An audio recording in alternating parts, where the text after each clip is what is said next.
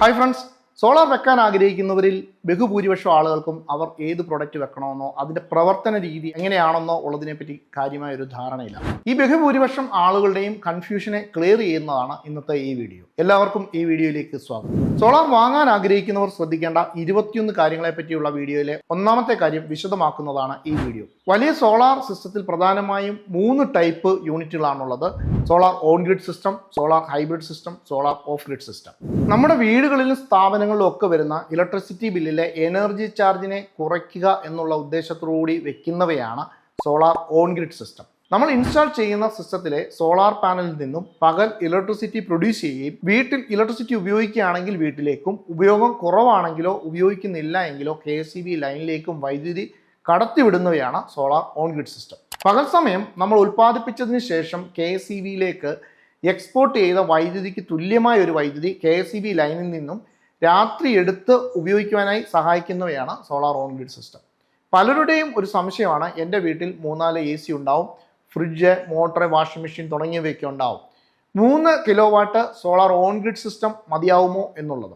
എന്നാൽ solar on grid system വയ്ക്കുന്നവർ ശ്രദ്ധിക്കേണ്ടത് അവർക്ക് ഒരു മാസം എത്ര യൂണിറ്റ് കറണ്ട് ചെലവാകുന്നു എന്നുള്ളതിനെ പറ്റി ആസ്പദമാക്കിയാണ് solar on grid system design ചെയ്യുന്നത്. കണക്റ്റഡ് ലോഡിന് ഇവിടെ യാതൊരുവിധ പ്രാധാന്യവുമില്ല. കുറച്ച് കറണ്ട് ഉപയോഗിക്കുന്നവർ ചെറിയ സിസ്റ്റവും, ഉയർന്ന കറണ്ട് ഉപയോഗിക്കുന്നവർ ഒരു വലിയ സിസ്റ്റവുമാണ് വെക്കേണ്ടത്. വീടുകളിൽ 3 കിലോവാട്ടിൻ്റെ ഒരു ഓൺ ഗ്രിഡ് സിസ്റ്റം വെച്ചാൽ ഇപ്പോഴത്തെ താരിഫ് നിരക്ക് അനുസരിച്ചിട്ട് ഒരു 4500 രൂപ മുതൽ 5500 രൂപ വരെ 2 മാസം വരുമ്പോൾ ബില്ല് കുറയുന്നതാണ്. 5 കിലോവാട്ട് വെക്കുന്നവർക്ക് 9500 രൂപ മുതൽ 10500 രൂപ വരെയും ബില്ല് കുറയുന്നതായിട്ടാണ് കാണാൻ സാധിക്കുന്നത്.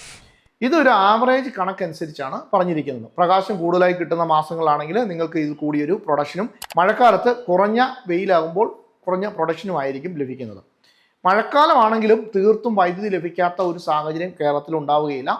ഇപ്പോഴത്തെ നിയമം അനുസരിച്ച് അധികമായി KCBയിൽ നൽകുന്ന വൈദ്യുതി രാത്രിയിൽ നമുക്ക് തിരിച്ചെടുത്ത് ഉപയോഗിക്കാവുന്നതാണ്. ഒരു മാസം അധികമായി KCB വൈദ്യുതി നൽകിയാൽ അടുത്ത മാസങ്ങളിൽ അത് ഉപയോഗിക്കാനായി സാധിക്കുന്നതാണ്. അധികമായി നൽകുന്ന വൈദ്യുതിയുടെ കണക്കിനെ നമ്മൾ ബാങ്കിങ് എന്നാണ് പറയുന്നത്. മാർച്ച് 31 കൂടി ഈ ഒരു ബാങ്കിങ് അക്കൗണ്ട് KCB സെറ്റിൽ ചെയ്തിട്ട് ആ ബാലൻസ് ആയിട്ട് വന്ന യൂണിറ്റിന് ഒരു പേയ്മെന്റ് നൽകി അവസാനിപ്പിക്കുന്നതാണ്. ഏതെങ്കിലും മാസം പ്രൊഡക്ഷനേക്കാൾ കൂടുതലായിട്ടാണ് നമ്മൾ വൈദ്യുതി ഉപയോഗിക്കുന്നതെങ്കിൽ തലേ മാസം വരെ KCBക്ക് എക്സ്പോർട്ടാണ് കൂടി നിൽക്കുന്നത് എങ്കിൽ, അതായത് ബാങ്കിൽ ഡിപ്പോസിറ്റ് ഉണ്ടെങ്കിൽ ആ യൂണിറ്റിൽ നിന്ന് ഇത് അഡ്ജസ്റ്റ് ചെയ്ത് നൽകും. KCBയിൽ ബാങ്ക് ഡിപ്പോസിറ്റ് ഇല്ല എങ്കിൽ ബാക്കി യൂണിറ്റിന് വൈദ്യുതി ചാർജ് നൽകേണ്ടതാണ്. ഓൺ ഗ്രിഡ് സിസ്റ്റത്തിന് ഒരൊറ്റ കുഴപ്പം മാത്രമേ ഉള്ളൂ: എപ്പോൾ നമ്മുടെ ലൈനിലെ വൈദ്യുതി നിലച്ചാലും അപ്പോൾ തന്നെ ഈ ഒരു സിസ്റ്റം ഓഫ് ആവും. അതുകൊണ്ട് തന്നെ KCB ലൈനിൽ കറണ്ട് ഇല്ല എങ്കിൽ ഇതിൽ നിന്ന് നമുക്ക് ഔട്ട്പുട്ട് പ്രതീക്ഷിക്കാൻ പാടില്ല. ഇത് KCBയിൽ അപകടം ഉണ്ടാകാതിരിക്കാൻ വേണ്ടിയുള്ള ഒരു മുന്നൊരുക്കം മാത്രമായിട്ട് കരുതാവുന്നതാണ്. ഇതിന് ഒരു പരിഹാരം എന്ന നിലയിലാണ് നമ്മൾ ഹൈബ്രിഡ് സിസ്റ്റം വെക്കുന്നത്. ഹൈബ്രിഡ് സിസ്റ്റത്തിൻ്റെ പ്രവർത്തനം ഏകദേശം ഓൺ ഗ്രിഡ് സിസ്റ്റത്തോട് സാമ്യമുള്ളതാണ്. ഓൺ ഗ്രിഡ് സിസ്റ്റം പോലെ തന്നെ രാവിലെ സൂര്യൻ ഉദിക്കുമ്പോൾ സോളാർ പാനലിൽ നിന്ന് വൈദ്യുതി ഉൽപ്പാദിപ്പിക്കപ്പെടുകയും വീട്ടിലേക്ക് ഉപയോഗിക്കുന്നുവെങ്കിൽ അത് എടുത്തതിന് ശേഷം ബാക്കിയുള്ള വൈദ്യുതി ലൈനിലേക്ക് എക്സ്പോർട്ട് ചെയ്യുകയും ചെയ്യും. ഇത് ഓൺ ഗ്രിഡ് സിസ്റ്റത്തിൻ്റെ അതേ രീതിയിൽ തന്നെയാണ് പ്രവർത്തനം നടക്കുന്നത്. ഈ ഒരു വൈദ്യുതി ഓൺ ഗ്രിഡ് സിസ്റ്റം പോലെ തന്നെ തിരിച്ചെടുത്ത് ഉപയോഗിക്കുവാനും സാധിക്കും. എന്നാൽ ഹൈബ്രിഡ് സിസ്റ്റത്തിൽ ബാറ്ററി ഉള്ളതുകൊണ്ട് തന്നെ സോളാർ പാനലിൽ നിന്ന് ലഭിക്കുന്ന വൈദ്യുതി ഉപയോഗിച്ച് ബാറ്ററി ചാർജ് ആകുന്നതാണ്. പകലോ രാത്രിയോ എപ്പോഴെങ്കിലും വൈദ്യുതി തടസ്സം നേരിട്ടാൽ ബാറ്ററിയിലെ സ്റ്റോറേജിൽ നിന്ന് നമുക്ക് ആവശ്യമുള്ള വൈദ്യുതി ലഭിക്കും. പകൽ സമയത്താണ് വൈദ്യുതി മുടങ്ങുന്നതെങ്കിൽ സോളാർ പാനലിൽ നിന്നുള്ള കറണ്ട് ഉപയോഗിച്ച് നമ്മുടെ വീട്ടിലേക്ക് അത് വൈദ്യുതി നൽകും. ആ വൈദ്യുതി സഫിഷ്യൻ്റ് അല്ല എങ്കിൽ മാത്രം ബാറ്ററിയിൽ നിന്നും കൂടെ ഇലക്ട്രിസിറ്റി എടുത്തിട്ട് നമുക്ക് നൽകുകയാണ് ചെയ്യുന്നത്. അതുപോലെ തന്നെ ഹൈബ്രിഡ് സിസ്റ്റത്തിന് ധാരാളം സെറ്റിങ്ങുകൾ നമുക്ക് ലഭ്യമാണ്. ഏത് ടൈമിൽ വേണമെങ്കിലും നമുക്ക് ബാറ്ററിയിൽ നിന്ന് വേണമെങ്കിൽ ഇലക്ട്രിസിറ്റി ഉപയോഗിക്കാവുന്നതാണ്. ഇപ്പോൾ TOD മീറ്റർ സംവിധാനം ഉള്ളവർക്കൊക്കെയാണെങ്കിൽ കൂടുതൽ ലാഭം ലഭിക്കുന്നതിന് ഇത് സഹായകരമാണ്.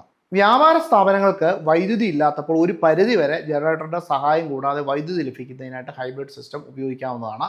അത് ജനറേറ്ററിന്റെ ഇന്ധന ചെലവിനെ നന്നായി കുറയ്ക്കുവാൻ സഹായിക്കും. എന്നാൽ ഓൺ ഗ്രിഡ് സിസ്റ്റത്തിനെ അപേക്ഷിച്ച് ഹൈബ്രിഡ് സിസ്റ്റത്തിന് വില അധികമായിരിക്കും.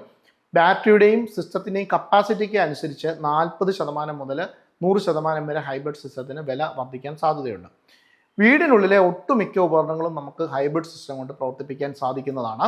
ഹൈബ്രിഡ് സിസ്റ്റം കൊണ്ട് വൈദ്യുതി തടസ്സം മൂലം നമുക്കുണ്ടാകുന്ന ബുദ്ധിമുട്ടുകൾ പൂർണ്ണമായും ഇല്ലാതാക്കുവാൻ സഹായിക്കും. അതോടൊപ്പം തന്നെ ഇലക്ട്രിസിറ്റി ബില്ലിനെ തീർത്തും ഇല്ലാതാക്കുവാനായിട്ട് സാധിക്കും. അതുപോലെ തന്നെ ഇലക്ട്രിസിറ്റി ബില്ല് എനർജി ചാർജിനെയും പൂർണ്ണമായി ഇല്ലാതാക്കുവാൻ സാധിക്കും. മൂന്നാമത്തെ സിസ്റ്റം ഓഫ് ഗ്രിഡ് സിസ്റ്റമാണ്. ഓഫ് ഗ്രിഡ് സിസ്റ്റം എന്ന് പറയുന്നത് വളരെ കാലം മുൻപ് തന്നെ നമ്മുടെ നാട്ടിൽ ഉപയോഗിക്കുന്നവയാണ്.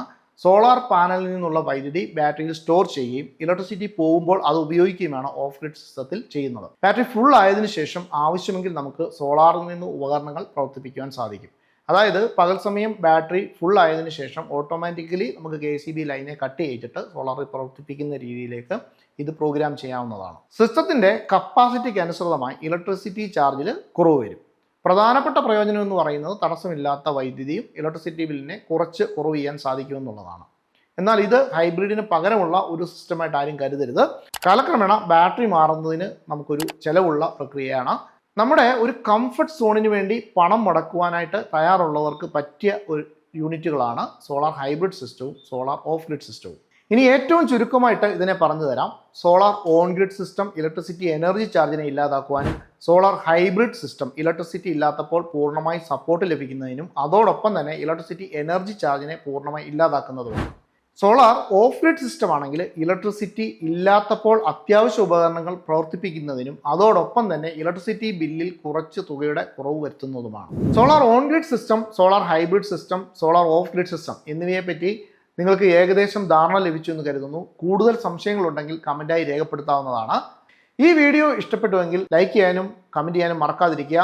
സോളാർ വെക്കാൻ ആഗ്രഹിക്കുന്നവർ ശ്രദ്ധിക്കേണ്ട 21 കാര്യങ്ങളെ പറ്റിയുള്ള വീഡിയോയുടെ സീരീസ് നമ്മൾ തുടരുന്നതാണ്. സോളാറിനെ പറ്റി അറിയാനും പഠിക്കാനും ആഗ്രഹിക്കുന്ന ആളുകളാണെങ്കിൽ ഈ ചാനൽ സബ്സ്ക്രൈബ് ചെയ്യാനും ഫോളോ ചെയ്യാനും മറക്കാതിരിക്കുക. കൂടുതൽ സോളാർ നേച്ചർ ടെക് വീഡിയോകളുമായി നമുക്ക് വീണ്ടും കാണാം. നന്ദി, നമസ്കാരം.